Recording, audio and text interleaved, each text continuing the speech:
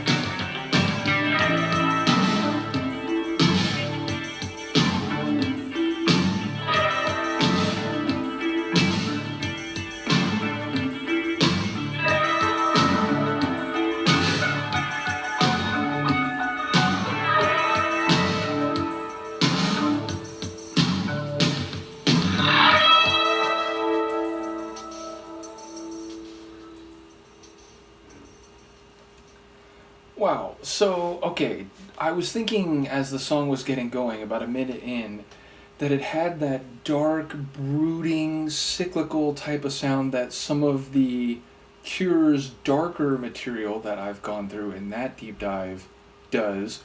And even when the vocals started, I felt like, man, you could really swap in Robert's voice right here, and this would totally sound like a darker Cure song.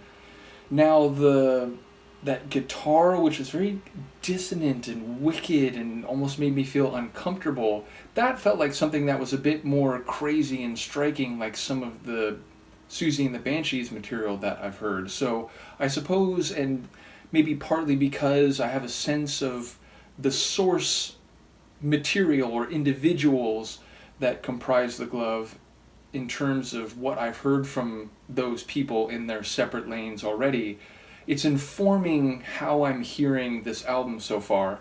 Nevertheless, I do enjoy the intensity of the song. It's a reserved intensity. It's not like it's super fast or incredibly kinetic and frenetic, but it just had this dark intensity, like tension and stress, and again, a bit of dissonance, especially in that guitar work. And the vocals from Landry were great too. They really had the tone, like her tone of delivery fit the atmosphere of the song.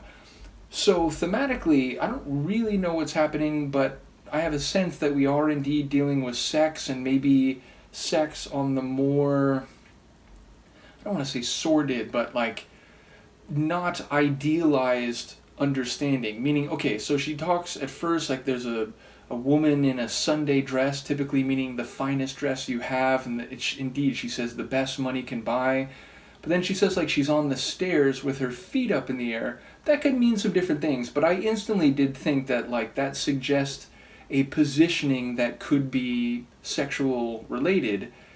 And then she says something about, and indeed the striking line of the song, someone effing her to death, which sounds very intense and even unpleasant. And even if that is figurative or metaphorical, it sounds like there's not a warm emotional feeling there. It's more about catharsis maybe for the guy, or a sense of being, what's the right word, not immersed, but like lost in whatever physicality is happening for the woman, such that it's almost like this void that she goes into and is, lost in that way, even if she's not actually dying. And then it seemed to refer to that woman in her Sunday dress as like, is this someone like there's going to be love making tonight, and then she just woke up and she's going to do what she's told to do, and she just woke up. So it sounds like, I don't know, maybe a sex worker, maybe someone who is not overtly doing sex work, but who is a physical outlet for someone more than a true emotional and psychological and monogamous partner. So yeah, it sounds dark and wicked and not entirely psychologically healthy.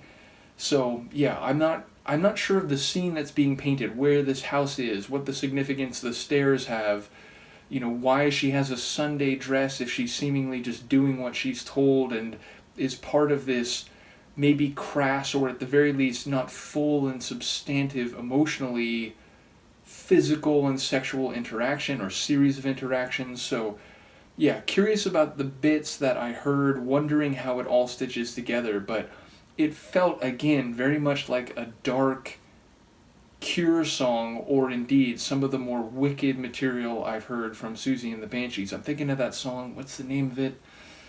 Something like Hair. It's the one where I guess, it sounds like someone is sneaking into someone else's house and leaving some of their private hair, and they're very psychologically obsessed with this other person.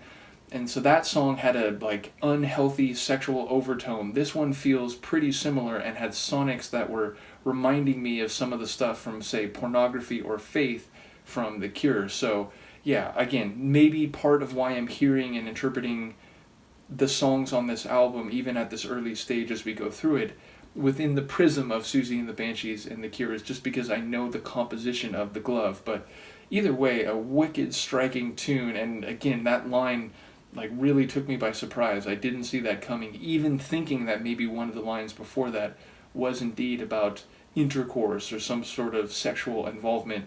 Nevertheless, curious what people have to say about this one. Let me know, and I will see you next time. Peace.